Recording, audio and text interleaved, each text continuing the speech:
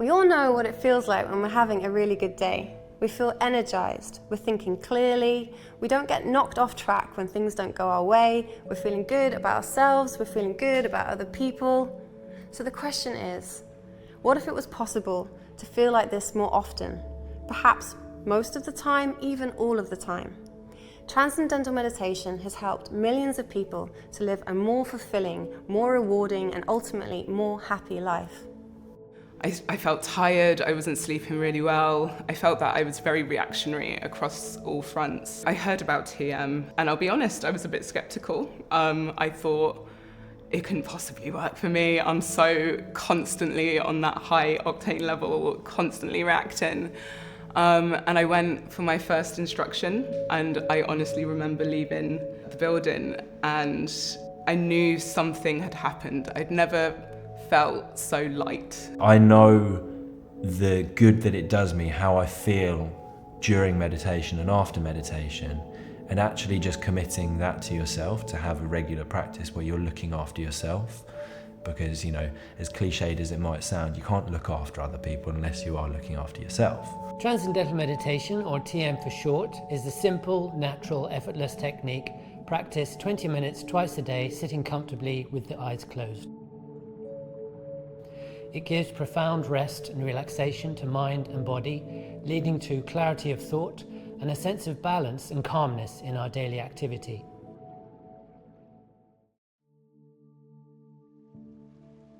Let's go into a few key features of Transcendental Meditation. Number one, it's simple.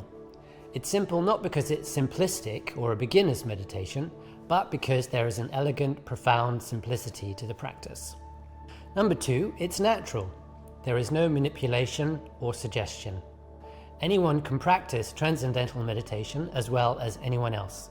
It's simple to learn and enjoyable to practice. Number three, it's effortless. Effortless in contrast to other types of meditation that may involve degrees or elements of concentration or control or trying to clear the mind of thoughts. Above all else, it's simple to learn, enjoyable to practice, and it's a deep meditation. TM is practiced ideally for 20 minutes twice a day, sitting comfortably with the eyes closed. You can do it on a train, on a plane, or even in a car, as long as you're not driving. You'll start to feel the benefits right from the start, and they'll accumulate over time. It starts working right from the get-go. You don't have to wait weeks or months to enjoy the benefits. So this is what it is not. It's not a philosophy. There's no doctrine to study or practice. It doesn't require any behavioral change. You don't have to change your lifestyle or your diet. You just do your 20 minutes twice a day and get on with your life. So there's nothing to believe in, which is important because sometimes people feel, oh, when I learn to meditate, I'll have to believe in it for it to work. But actually, you could be 100% skeptical and it will work just as well. The benefits will come because the change happens at a deeper level. So let's understand the word Transcendental Meditation. Transcendental means to go beyond, and the word meditation refers to a mental technique. So Transcendental Meditation is a mental technique that allows the mind to go beyond thought and experience the source of thought. In order to understand in depth what TM is and how it differs from other types of meditation, we're going to use the analogy of the ocean. Imagine you're in a boat and there is a great big storm going on. There are these huge 40 to 60 foot waves. You might be forgiven for thinking that the whole ocean is in upheaval. But actually, if you were to take a cross-section of the ocean, you would realize that the turbulence is only on the surface.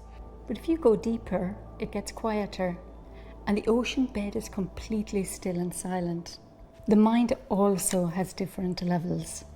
The surface of the mind is very busy with the thoughts, I must do this, I must do that, worries, decisions, planning.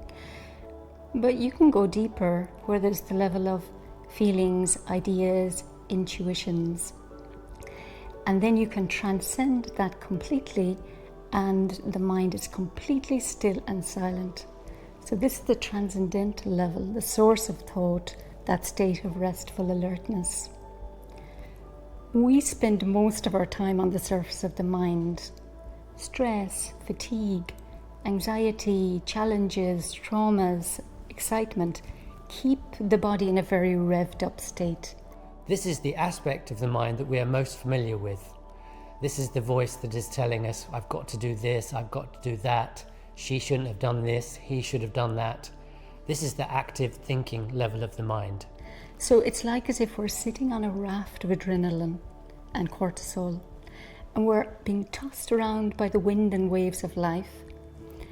And we know that that silent, settled state of the mind is there, but we don't experience it. And there is some natural tendency, some wish to seek some sort of inner calm, some inner silence, some inner peace.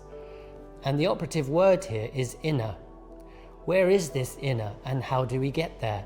Deep within every human being, there is a level of the mind that is totally silent, totally calm, totally peaceful. It was there yesterday, it's there now, and it's going to be there tomorrow. But we've just lost access to it. Transcendental meditation is a very powerful tool which allows you to get off the raft and experience these quieter, deeper, more restful and creative levels, and then transcend thought completely and experience the source of thought, that state of restful alertness, the transcendental state. This aspect of the mind is a reservoir of infinite creativity, intelligence, and peace. So how do we know what is actually happening during Transcendental Meditation? How do we know that something real and substantial is taking place and that we're not just imagining it?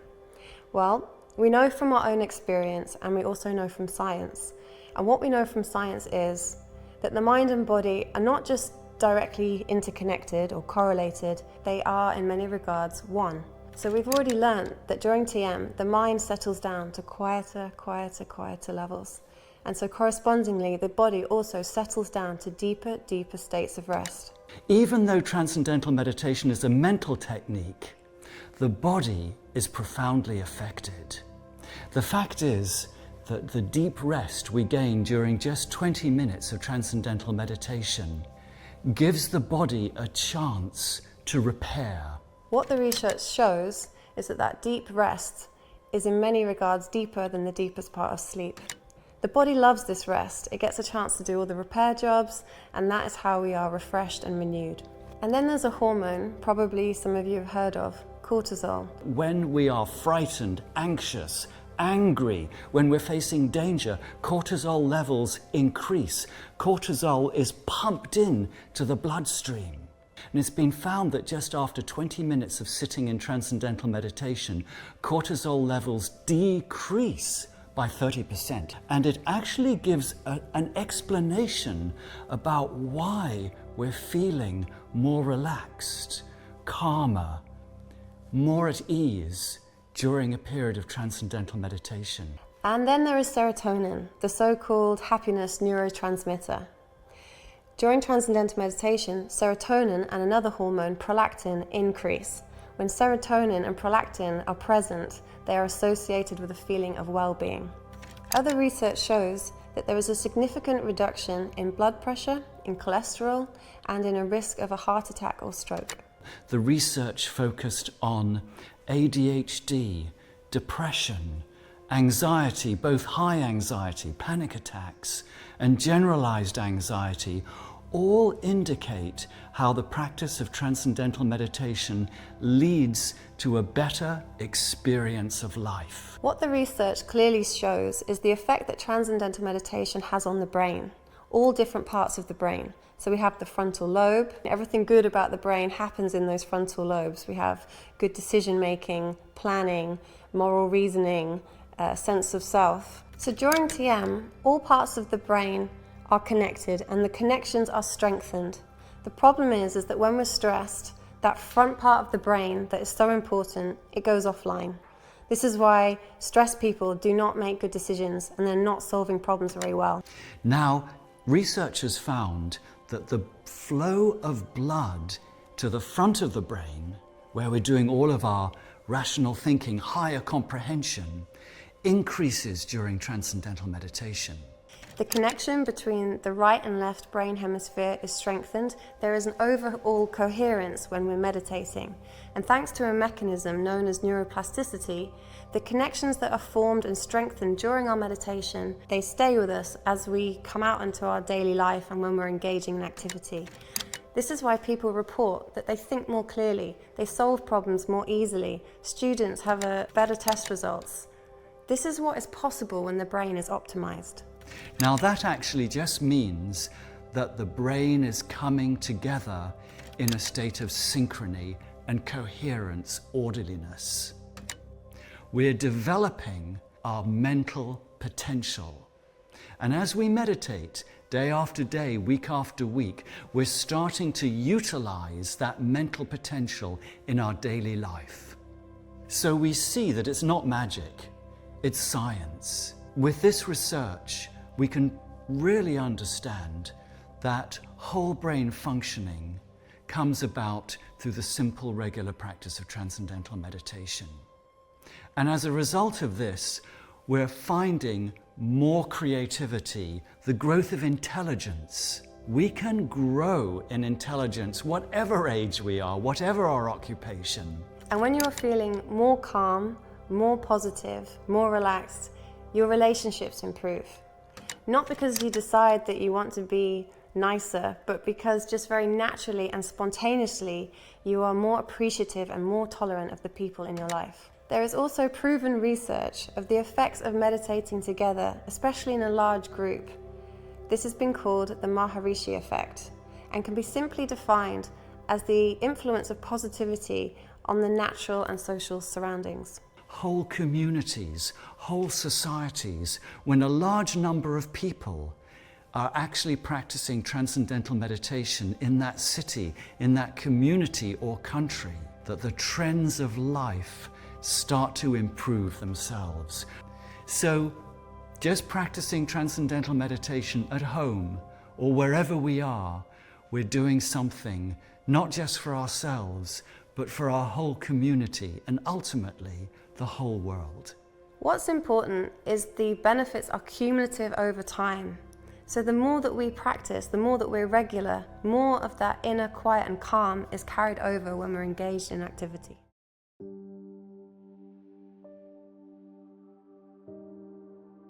So far we've learned that transcendental meditation is a simple, effortless technique that gives deep relaxation.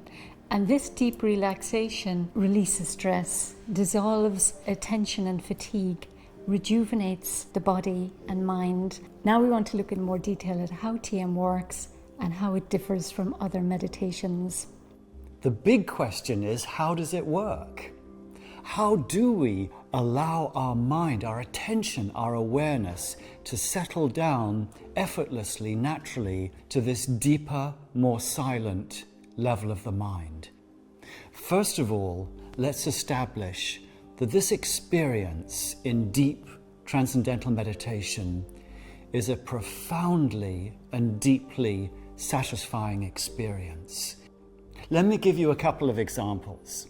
Let's say, for example, you're listening to a talk, you're listening to a lecture, and from another room, some beautiful music starts to play. Your mind will naturally be drawn to that music. And then after a minute, you'll think, wait a minute, my mind was somewhere else. And you'd realize that your mind has shifted. Another example, you go on holiday, you bring 2 books with you. One works out to be pretty boring and tedious. The other one, amazing, fascinating story that really brings you in. The mind is absorbed. Hours fly by effortlessly. The human mind will shift, will move effortlessly to something that brings it greater happiness, greater interest, greater charm. And this is something that we utilize in transcendental meditation. In TM, we learn how to give the attention of the mind an inward direction, and automatically the attention is drawn to quieter and quieter and quieter levels, because quieter levels are increasingly more charming and more satisfying. It's like diving. You take the right angle and gravity takes you to the rest of the way. It's effortless. We go with the flow of the mind. So it's not something that you have to get good at or practice 10,000 times in order for it to become enjoyable and automatic. The effortlessness is built into the process. So you'll get the experience from the very first meditation. And as the mind settles down, the body gains profound rest and relaxation. And this rest and relaxation releases stress, dissolves fatigue and tension, rejuvenates mind and body, and energizes the system for the next 6, 8, 10 hours of our day or evening. To help the mind settle down effortlessly in Transcendental Meditation, we use a mantra. A mantra is a word or a sound that is used silently and doesn't have any meaning associated with it. If it had meaning, then we'd be stuck up on the surface. The intellect would kick in and then we'd be analysing it. The mantras have a positive and soothing effect and have been used for thousands of years for just this purpose. Now, how does this technique, this method, differ from other meditations, other forms of mental practice or mental discipline? There's one thing that differentiates Transcendental Meditation from other techniques, and that's effortlessness. We do not use any effort, concentration, or discipline. Science has looked at all of the different types of meditation and essentially found that there are 3 broad categories that each of these meditations fit into, including Transcendental Meditation.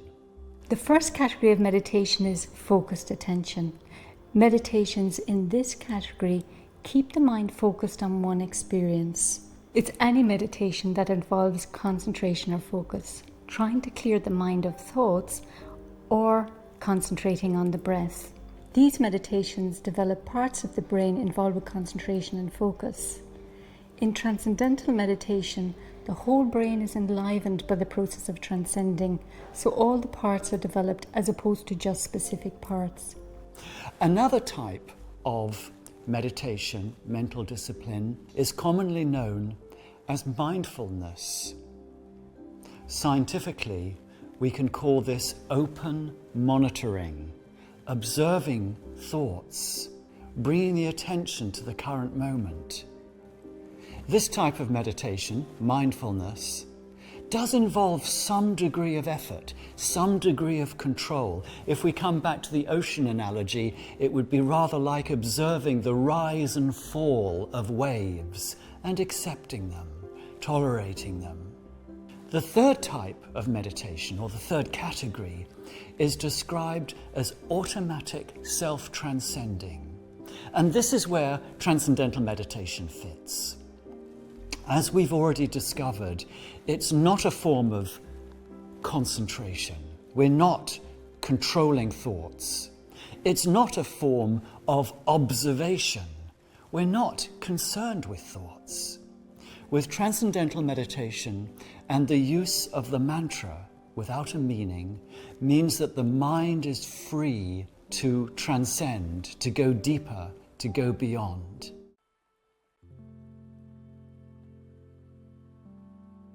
Transcendental meditation is always taught one-to-one by a trained and certified teacher.